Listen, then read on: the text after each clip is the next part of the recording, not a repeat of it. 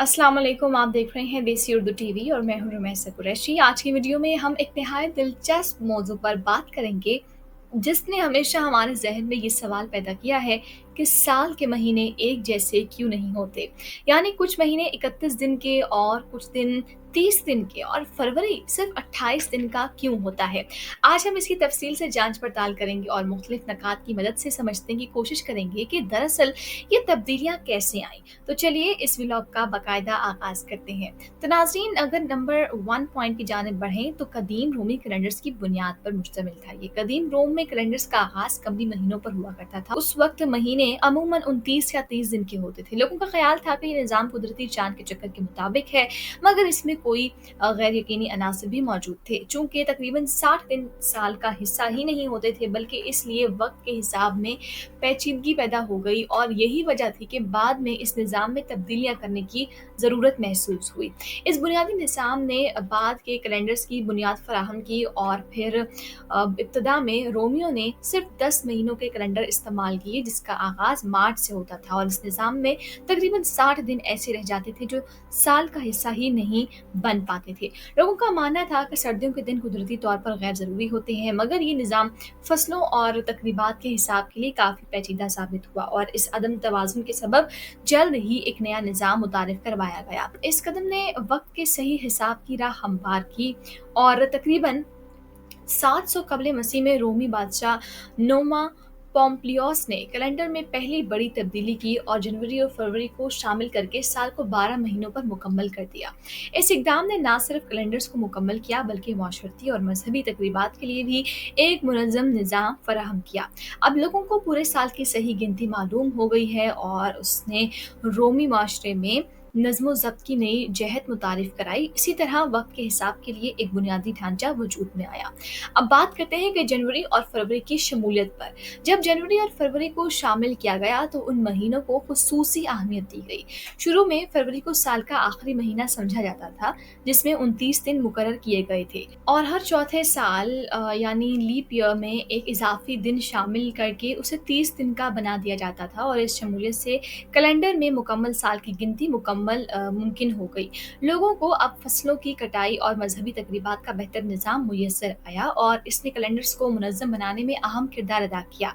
अब बात करते हैं जूलियस सीजर की इस्लाहात के बारे में। कबल मसीह में जूलियस सीजर 46 ने बड़ी तब्दीलियां मुतारिफ करवाई और उन्होंने फैसला किया कि हर महीने की 30 या 31 तक महदूद लंबाई को कर दिया जाए और सिवाय फरवरी के, जिसे 29 और लीप ईयर आम साल में 30 दिन रखा जाएगा। उससे कैलेंडर्स ना सिर्फ ज्यादा मुनज़्ज़म हुआ, बल्कि लोगों के लिए वक्त की दुरुस्त पैमाइश आसान हो गई। इसलिए निज़ाम ने सियासी और समाजी इस्तेहकाम में भी अहम किरदार अदा किया और इसी इस्लाह की बदौलत आज का ग्रेगोरियन कैलेंडर वजूद में आया। लीप ईयर का मतलब है हर 4 साल में फरवरी में एक इजाफी दिन शामिल करना, ताकि साल की लंबाई तकरीबन 365.25 दिनों के बराबर हो जाए।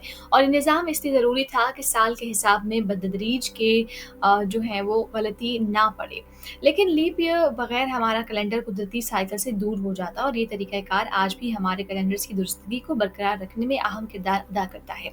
इस निज़ाम ने वक्त को कुदरती चक्रों के करीब ले गया और रोमी शहनशाह को ये बात नागवार गुजरी कि अगस्त का महीना सिर्फ 30 दिनों का हो, जबकि जुलाई में 31 दिन थे। इसलिए उन्होंने फरवरी से एक दिन कम करके उसे 28 दिन का और अगस्त को 31 दिनों वाला बना दिया। इस इक़दाम ने कैलेंडर्स को वो हतमी शक्ल दे दी जिसे हम आज इस्तेमाल करते हैं और रोमी बादशाह की इस तब्दीली से न सिर्फ उनकी शान में इजाफा हुआ, बल्कि रोमी निज़ाम वक्त को भी एक नई समत मिली।